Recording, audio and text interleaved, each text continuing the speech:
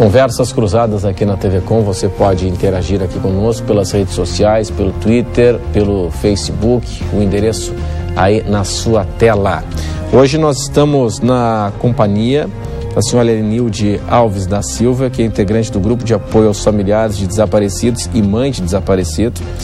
O programa recebe também a senhora Aldaléa Conceição, presidente do Grupo de Apoio aos Familiares de Desaparecidos.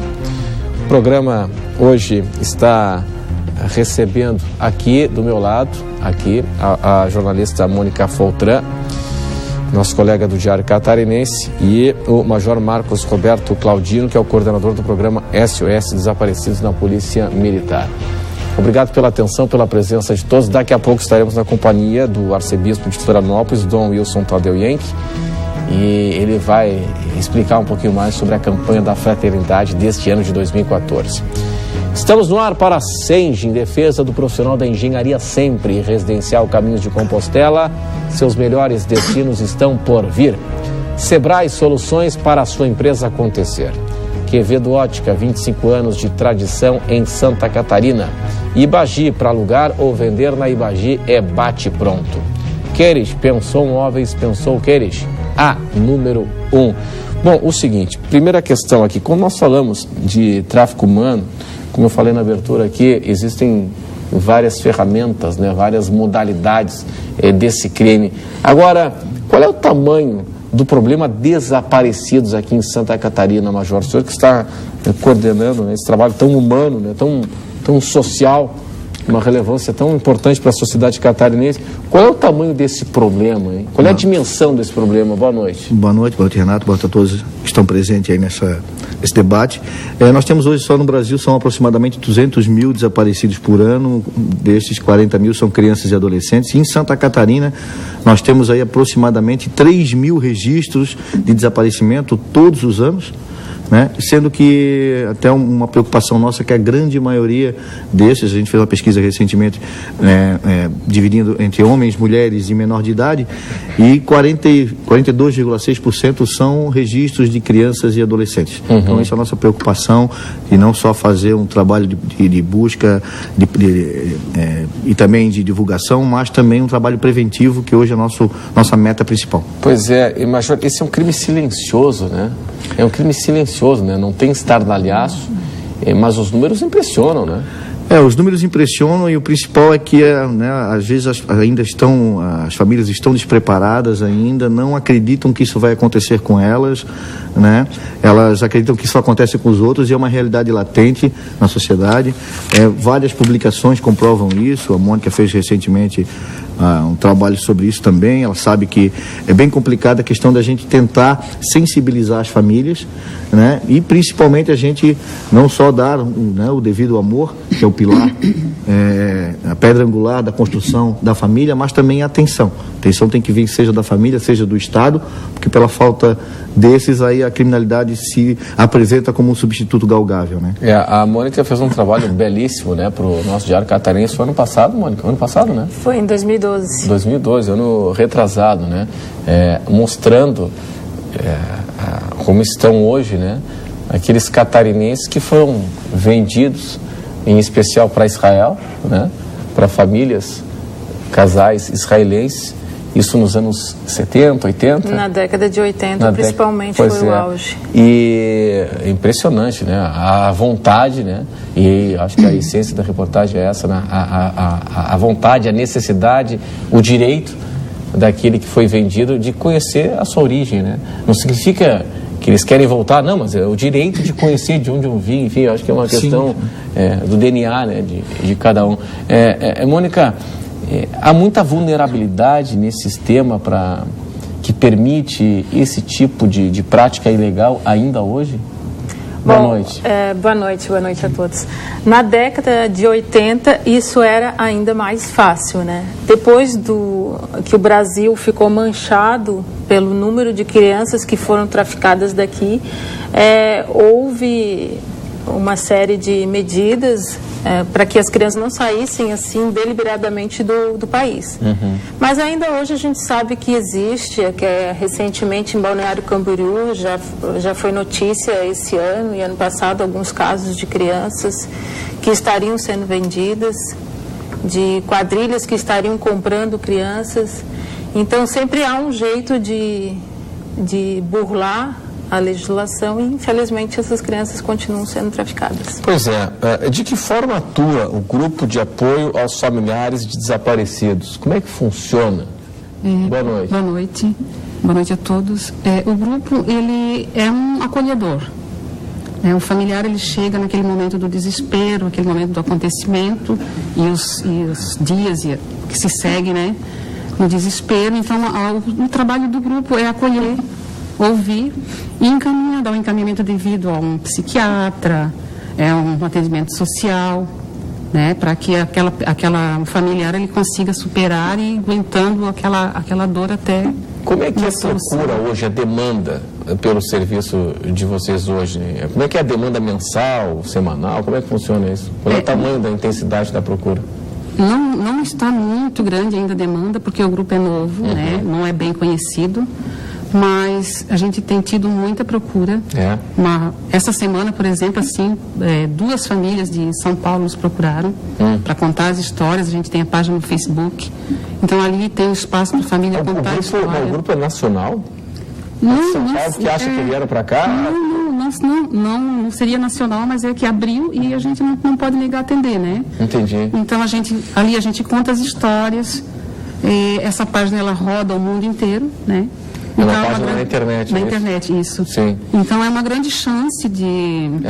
aquela foto e com a divulgação da história, possa se encontrar, né? Ajudar a encontrar, localizar a pessoa. Já localizaram alguém? Através do grupo, ainda não. Né? Através desse trabalho. A gente está 1 ano e pouco se articulando e formando, e agora a gente está na fase da legalização do grupo, né? Interessante. Bom, a senhora é mãe de um desaparecido, é isso? Sim. Há quanto tempo? Há 34 anos. 34 anos? Sim. Tinha um menina? Menino, tinha 4 anos. Em 1980, na cidade de Foz do Iguaçu, morávamos eu, meu marido e meus 2 filhos. Um de 4 anos e um de 1 ano e meio. E esse de 4 anos e meio foi levado, não se sabe até hoje por quem e para onde. Foi levado em que circunstância?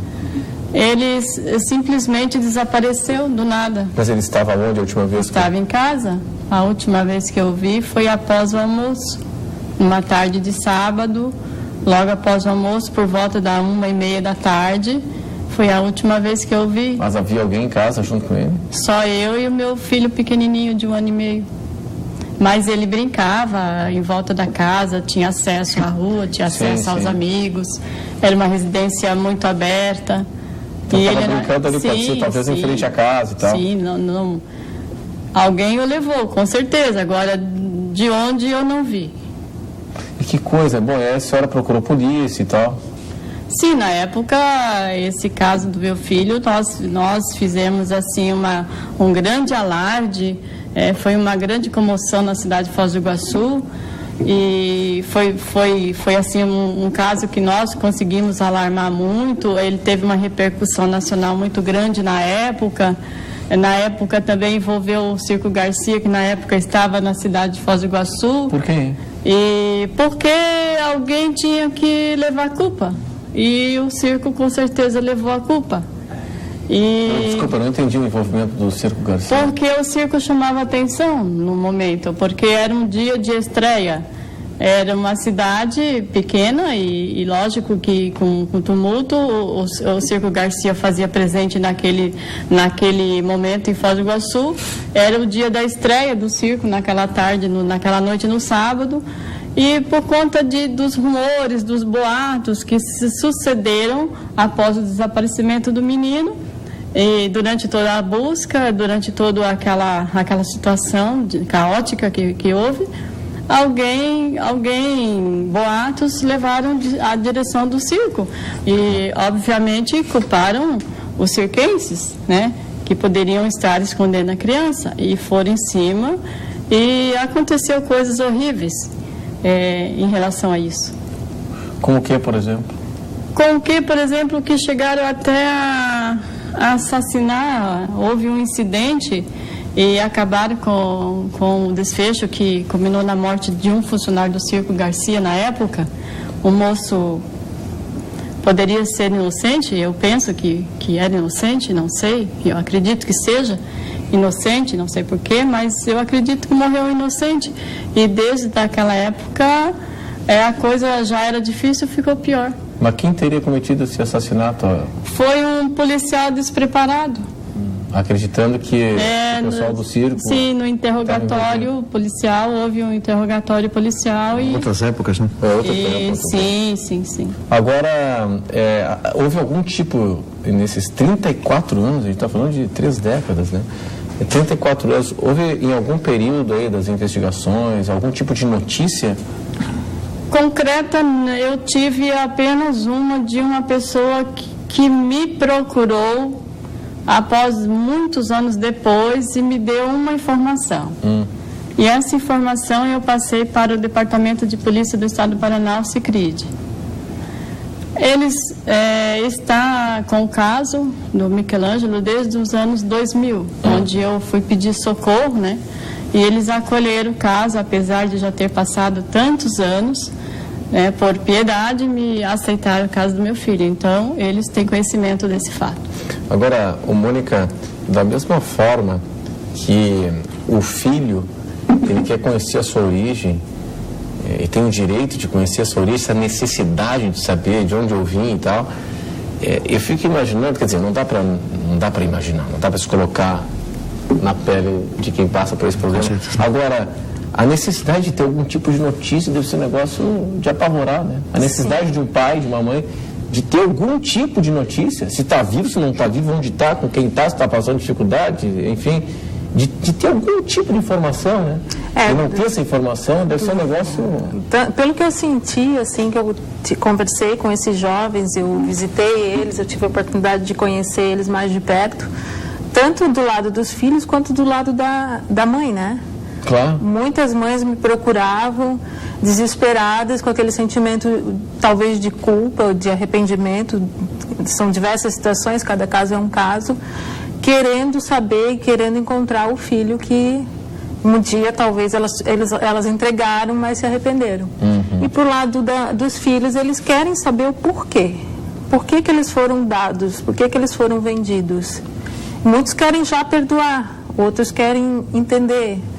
E a partir daí construir uma relação, né? A maior parte dos casos aí, Mônica, é a questão do desespero, ou um filho fruto de uma relação proibida para a época, ou a questão financeira, o avô de não ter como manter uma criança, necessidade financeira mesmo, foi isso? Olha, o perfil dessas mães que a gente mapeou eram mães muito jovens, porque é diferente do caso dela, né? Eram mães que venderam as crianças mesmo. Diferente. Eram mães muito jovens, em condições vulneráveis, que ficaram grávidas, muitas vezes os pais incentivavam e achavam...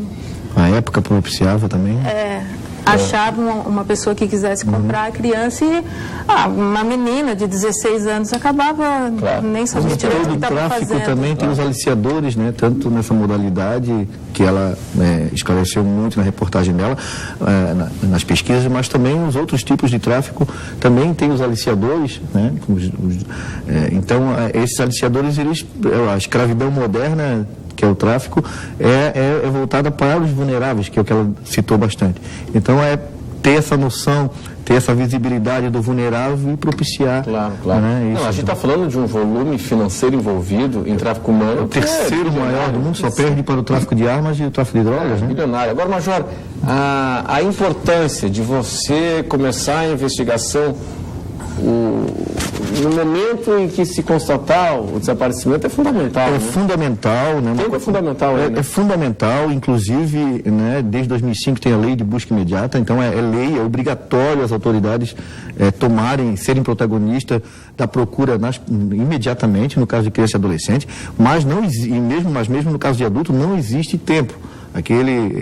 A lenda que se criou em esperar 24, 48 horas, Isso não existe. Isso é pior, não é? É pior ainda.